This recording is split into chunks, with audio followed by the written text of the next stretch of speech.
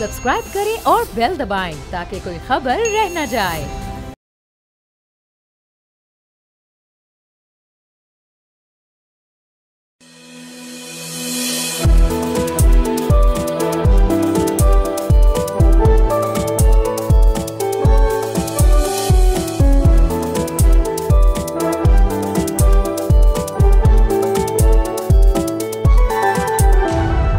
Programme front page के साथ मैं हूं आपका होस्ट मोइज़ुर रहमान और मैं हूं अरीबा फातिमा और आप देख रहे हैं बोल न्यूज़ पे पाकिस्तान का सबसे मुनफरिद और दिलचस्प शो, जहां आप जान सकेंगे दुनिया भर से अहम खबरें और उन पर हम लेंगे माहिरीन की राय, तज्ज़िये और तबसरे। यही नहीं, इसके साथ हम आपके लिए लाएंगे दुनिया भर से वो तमाम मालूमात जो आप जानना चाहते हैं। तो बढ़ते हैं अपनी पहली स्टोरी की तरफ और ले चलेंगे आपको अफगानिस्तान।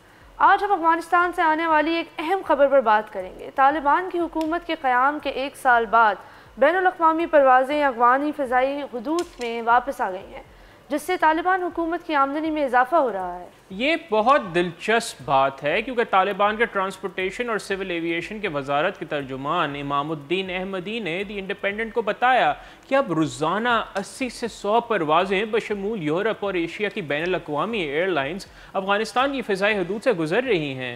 और हर परवाज़ अफ़गानी फ़िज़ाई हदूद इस्तेमाल करने के लिए इस्लामी हुकूमत को $700 देती है।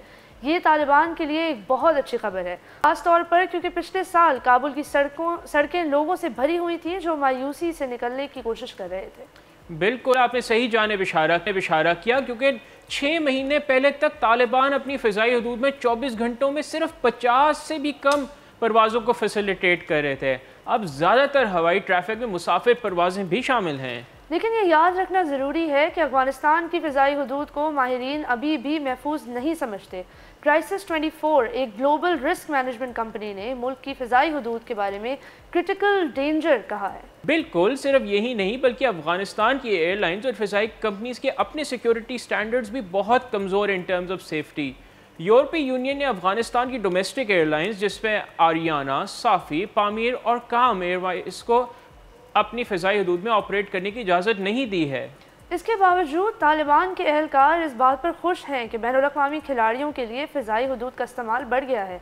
लेकिन ये भी नोट करना ज़रूरी है कि ये इस वक्त हो रहा है जब तालिबान ने अपनी आबादी पर सख्ती से पाबंदियाँ लगाई हुई हैं। ये वाकई काफ़ी तशवीशनाक बात है। नेटो के निकलते ही अफ़गानिस्तान एक नए अंदाज से डिस्टेबलाइज होना शुरू हो गया है। क्या आपको लगता है कि बैनुल-अक़वामी बरादरी इस सूरत हाल पर कोई कार्रवाई करेगी? अच्छा सवाल है, लेकिन ये कहना अभी मुश्किल है क्योंकि साबिक अमरीकी हुकूमत के अहलकारों का कहना है कि फ़िज़ाई हदूद की बहाली अमरीकी और मगरबी अहलकारों पर फ़र्ज़ नहीं थी जो कि मुल्क से फ़रार हो रहे थे। लेकिन वो इस बात पर तशवीश ज़ाहिर करते हैं कि तालिबान हुकूमत को दिए जाने वाला हर सेंट उनके जुल्म के लिए अदायगी की जा रही है। ये एक पेचीदा सूरत हाल है। एक तरफ ये परवाज़ें अफ़गानिस्तान को दुनिया से जोड़ के रखने में मदद कर रही हैं, लेकिन दूसरी तरफ ये एक ऐसी हुकूमत को माली मदद फराहम कर रही हैं जो इंसानी हुकूक की खिलाफ वर्जी करती है। और जैसा कि साबिक अफ़गान हुकूमत के अहलकार अहमद शुजा ने कहा है, ये पैसा शहरी कारकुनों की तनख्वाहों पर खर्च नहीं हो रहा, ये बराह रास्त तालिबान के निज़ाम को मजबूत और मुसल्लह करने के लिए इस्तेमाल हो रहा है। बिल्कुल, और ये वाकई एक परेशान कुन सूरत हाल है, लेकिन इसके साथ ही हमें उम्मीद करनी चाहिए कि बैनुल-अक़वामी बरादरी इस मसले पर तवज्जो दे और अफ़गानिस्तान की आवाम के हकूक़ के तहफ़्फ़ुज़ के लिए इक़दामात करे। और शायद ये भी ज़रूरी है कि हम इस बात पर गौर करें कि कैसे बैनुल-अक़वामी मुआशी ताल्लुकात का इस्तेमाल इंसानी हकूक़ की बेहतरी के लिए किया जा सकता है, बजाय इसके कि वो ज़ालिम हुकूमतों को मजबूत करे।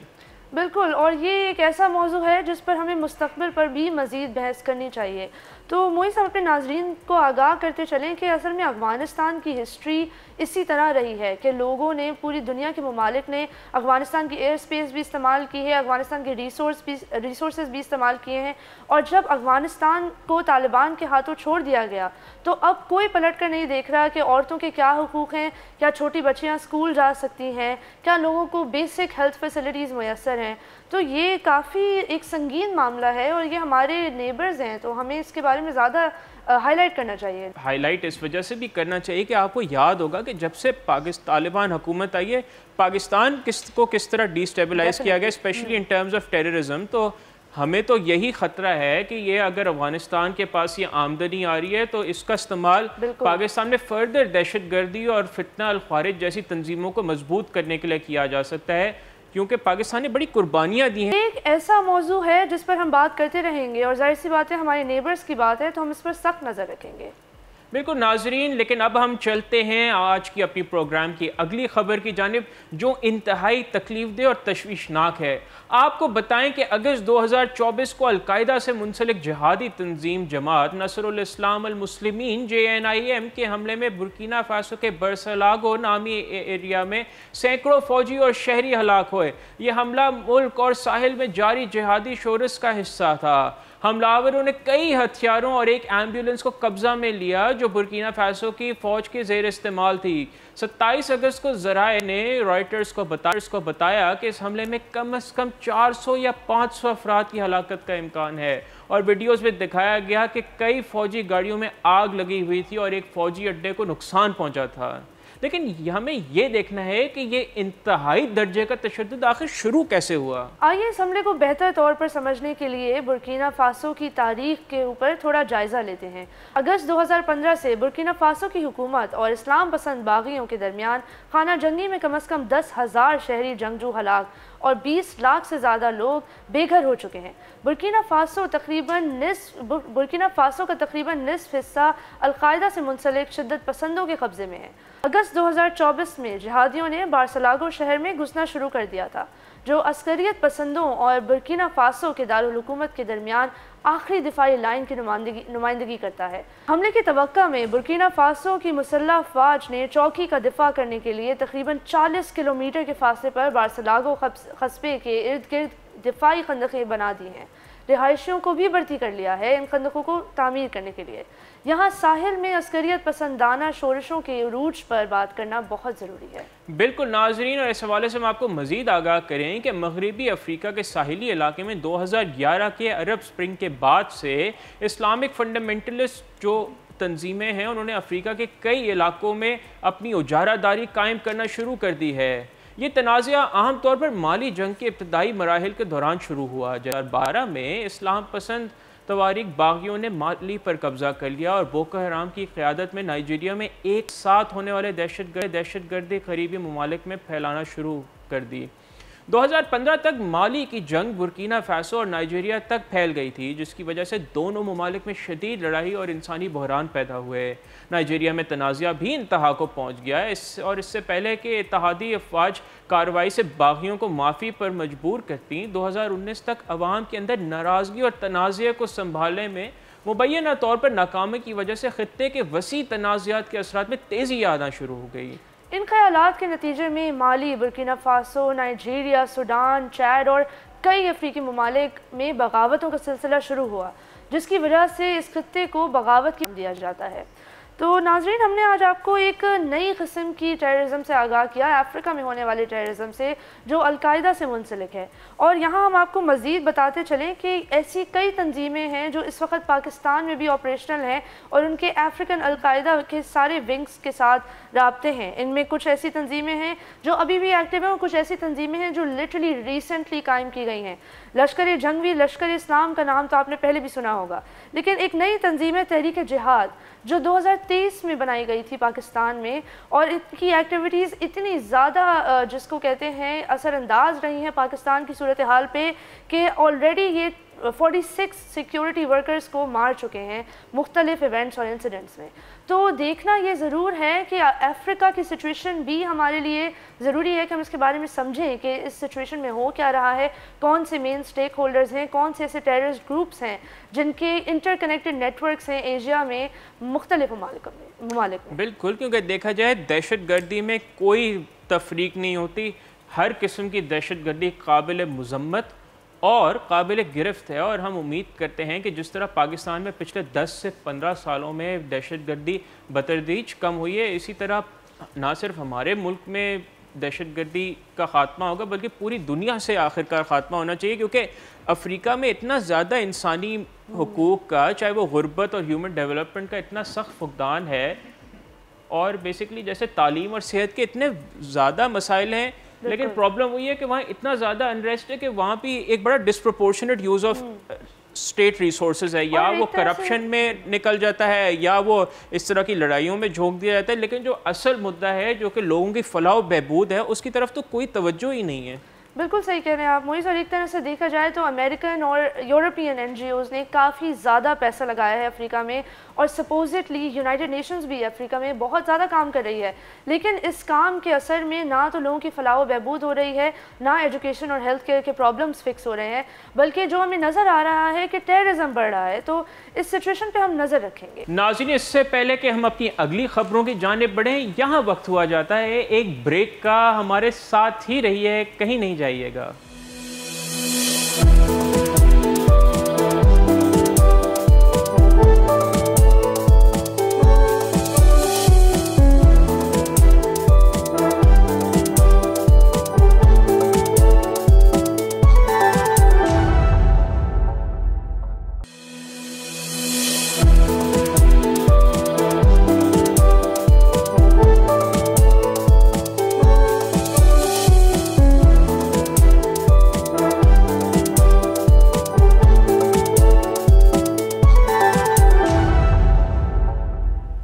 Welcome back to front page. اب ہم بڑھیں گے اپنی اگلی سٹوری کی طرف۔ بات کرتے ہیں چین اور افریقہ کے تعلقات پر۔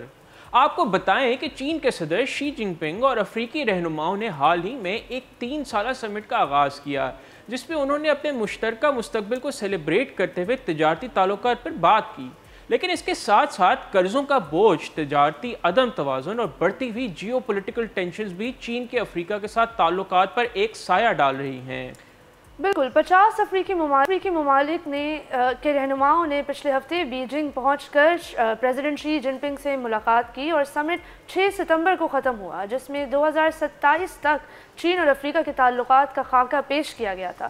شی جن پنگ نے اپنی تقریر میں کہا کہ جدید ترقی اور کی راہ پر کسی بھی ملک کو پیچھے نہیں چھوڑنا چاہیے۔ بالکل ناظرین، اور صدر شی جن پنگ نے اگلے 3 سالوں کے لیے 50 ارب ڈالرز کی مالی مدد کا وعدہ کیا ہے، جس میں قرضے، امداد اور چینی کمپنیز کی سرمایہ کاری شامل ہے۔ ناظرین، اس کے علاوہ انہوں نے افریقی ممالک کو چین کے مارکیٹ میں RMB جو ایک چینی کرنسی ہے اس میں پینڈا بونڈز جاری کرنے میں مدد کا بھی وعدہ کیا ہے۔ چین نے اس کے ساتھ ساتھ ایک 10 نکاتی پالیسی بنائی ہے، جس میں تجارت، ایگریکلچر اور سیکیورٹی کے شعبوں میں بھی ٹریننگ کے مواقع شامل ہیں۔ چین افریقہ کا سب سے بڑا تجارتی شراکت دار ہے، اور وہ اس پوزیشن کا بہت فائدہ اٹھاتا ہے۔ آئرن اور تیل کے لیے کھدائی کے معاہدے، برآمدات کے مواقع حاصل کرنا بھی چاہتا ہے۔ اس کے ساتھ ساتھ وہ امریکہ جیسے جیو پولیٹیکل حریفوں کو بھی افریقہ سے دور رکھنا چاہتا ہے۔ ناظرین، لیکن یہاں دوسری طرف افریقی رہنما چاہتے ہیں کہ چین تجارتی عدم توازن کو دور کرے۔ فی الحال لیکن چین افریقہ سے خام مال لے رہا ہے، جیسے لوہا اور تیل، جبکہ افریقہ سے مصنوعات برآمد کر رہا ہے جو مقامی پیداوار کو نقصان پہنچا رہی ہیں۔ چین کا افریقہ کے ساتھ تجارتی سرپلس 64 ارب ڈالرز ہے، جبکہ امریکہ 5 ارب ڈالر کے خسارے میں ہے۔ 2023 میں چین نے 8 افریقی ممالک کو، 2 علاقائی مالیاتی اداروں کو تقریباً 4.61 بلین ڈالرز کے قرضے منظور کیے تھے ان سب کے لیے۔ یہ 2016 کے بعد پہلی بار ہے کہ افریقہ کے لیے سالانہ قرضے کی رقم میں اضافہ ہوا ہے۔ اس کے علاوہ چین نے اگلے 10 سالوں میں افریقہ کے ساتھ زرعی مصنوعات اور تجارت کو 20 ارب ڈالر تک بڑھانے کا وعدہ کیا ہے۔ لیکن ناظرین، یہاں چین کے مخالفین کا کہنا ہے کہ وہ افریقی ممالک کو بڑے قرضوں کے ذریعے پھنسا رہا ہے۔ مثال کے طور پر ایسٹ افریقہ کے کروڈ آئل پائپ لائن ایکوپ کا منصوبہ یہ 1445 کلومیٹر لمبی پائپ لائن ہے جو یوگانڈا سے تنزانیہ کے ساحل تک جائے گی۔ ناظرین، اس منصوبے سے ہزاروں لوگوں کے بے گھر ہونے کا خدشہ ہے، اور یہاں آبی علاقے بھی تباہ ہو سکتے ہیں، جس سے پانی کے ذرائع آلودہ ہوں گے۔ یہ سب دیکھ کر ہم کہہ سکتے ہیں کہ ایک طرف جہاں چین نے معاشی ترقی میں دنیا کے سپر پاورز کو پیچھے چھوڑ دیا ہے، وہیں دوسری جانب چین کے اسٹریٹجی سے یہ رائے بھی پائی جاتی ہے کہ اس سے افریقہ کے لیے پیچیدگیاں پیدا ہو رہی ہیں۔ جیسے امریکہ مشرق وسطیٰ میں اپنا اثر و رسوخ برقرار رکھنے کی کوشش کر رہا ہے، اسی طرح چین افریقی ممالک کو اپنے انفلوئنس میں لے رہا ہے۔ ناظرین، یہاں آپ کو ایک مزید بتائیں کہ چین بڑے پیمانے پر قرضے دے رہا ہے اور وسائل نکال رہا ہے اور اپنے اقتصادی مفادات کو آگے بڑھا رہا ہے۔ یہ ایک طرح سے امریکہ کی پرانی حکمت عملی کی یاد دلاتا ہے، لیکن چین کے طریقے مختلف ہیں۔ اس صورتحال میں دنیا کے مختلف حصوں میں امریکہ اور چین کے درمیان ایک نئی طرح کی کشمکش دیکھنے کو مل رہی ہے، جس کا اثر نہ صرف ان ممالک پر بلکہ پوری دنیا پر پڑ سکتا ہے۔ یہ ایک انتہائی پیچیدہ صورتحال ہے جس میں افریقی ممالک کو اپنے مفادات کا تحفظ کرنے کے لیے ساتھ ساتھ بین الاقوامی تعلقات میں بھی توازن برقرار رکھنا ہوگا۔ بالکل، موئز ہم ناظرین کو بتاتے چلیں کہ اصل میں چائنیز افریقن کنٹریز میں کافی حد تک بڑھ گئی ہے۔ انفیکٹ کہ ٹوٹل $182.2 بلین تک ان کا ٹریڈ ریلیشن شپ پہنچ گیا ہے، اور امریکہ کافی پیچھے رہ گیا ہے اس حوالے سے۔ ہم ناظرین کو یہ بھی بتاتے چلیں کہ چائنا نے ایک اپنا ورلڈ بینک کا کیا کہیں آلٹرنیٹیو بنا لیا ہے، جس میں افریقن کنٹریز سے ریلیٹڈ ایشیا کے بھی کافی ممالک کئی دفعہ جو ہے وہ لونز کے لیے اور ڈیٹ کے لیے جاتے رہتے ہیں، ایشین انفراسٹرکچر انویسٹمنٹ بینک، اور اب افریقن کنٹریز بھی اس بینک سے فائدہ اٹھا سکیں گی۔ اس کے علاوہ ہم ناظرین کو یہ بھی بتاتے چلیں کہ کینیا کے پریزیڈنٹ نے ریسنٹلی اپنے ایک بیان میں کہا ہے کہ جو ریلوے جو چائنا نے شروع کی تھی، جو یوگانڈا تک پہنچنی تھی، وہ اب کینیا کے لیے ایک بہت بڑی ذمہ داری ہے، ایک پرائیورٹی ہے۔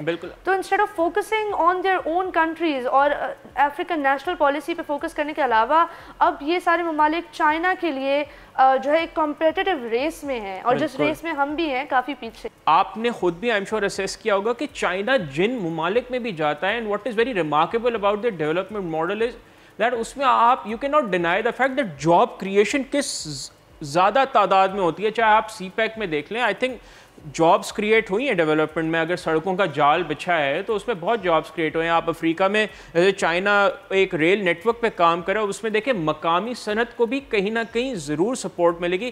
اس کے مقابلے میں جہاں امریکہ چین پہ اعتراض اٹھاتا ہے، لیکن یہاں کہیں ہمیں اسپیشلی ڈیولپنگ ورلڈ میں یا ترقی پذیر ممالک میں امریکہ کو کوئی قابل ذکر ایسا منصوبہ نظر نہیں آتا جس سے ان کی جو ان ممالک ہیں ان کی مقامی معیشت کو کوئی فائدہ ہوگا۔ لیکن ایٹ لیسٹ افریقن کنٹریز کی اکانومی کو ایک کک سٹارٹ تو مل رہا ہے، کیونکہ اگر آپ چین اور ایتھوپیا کا تعاون دیکھیں، ایتھوپین اکانومی کو اگر آپ فالو کریں تو ایتھوپیا اور چین نے ایگریکلچر کے میدان میں کافی زیادہ تعاون کیا، اور اس سے ایتھوپیا کو کافی فائدہ بھی ہوا ہے اگر آپ اکنامک ڈیٹا کو دیکھیں۔ اچھا، جب ہم یہ سٹوری کر رہے تھے تو میرے ذہن میں خیال آیا کہ پہلے تو ہمیں کہا جاتا تھا کہ جو امریکہ اور رشیا کی جو کولڈ وار ہے وہ ختم ہو گئی ہے، لیکن اب یہاں سے ہمیں پتہ لگتا ہے یہ ختم نہیں، صرف کردار بدل گئے ہیں۔ اگر پہلے امریکہ اور رشیا تھے، اب چائنا اور امریکہ ہے، اور اگر پہلے جنگی ساز و سامان پہ کولڈ وار ہوتی تھی، اب کولڈ وار ہو رہی ہے انویسٹمنٹس پہ۔ ناظرین، آج ہم نے آپ کو آگاہ کیا کچھ ریسنٹ ڈیولپمنٹ سے جو افریقہ میں ہو رہی تھیں، اور جہاں تک میرا خیال ہے پاکستانی میڈیا میں عام طور پر افریقہ پہ بالکل بھی بات نہیں ہوتی۔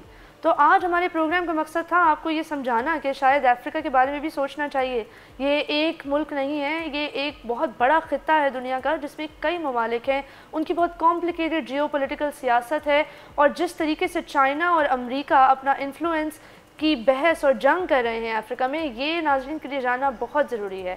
بہت سال پہلے، کچھ 200-300 سال پہلے اسی طرح کی جنگ پہلے بھی ہوئی تھی، اسکریمبل فار افریقہ، جب فرینچ اور ڈچ اور پورچوگیز سب جو ہے وہ افریقن کوسٹ کے اوپر کالونائزیشن کے لیے لڑ رہے تھے۔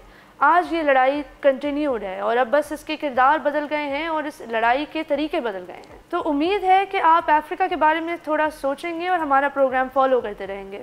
بالکل Areeba, you couldn't have summed it up in a much better way۔ ناظرین، اس کے ساتھ ہی ہمارے آج کے پروگرام کا وقت ہوا جاتا ہے ختم۔ اپنا بہت خیال رکھیے گا، آپ سے ملاقات ہوگی اب دوبارہ کل۔ اپنا فیڈ بیک ضرور شیئر کریے گا۔ خدا حافظ۔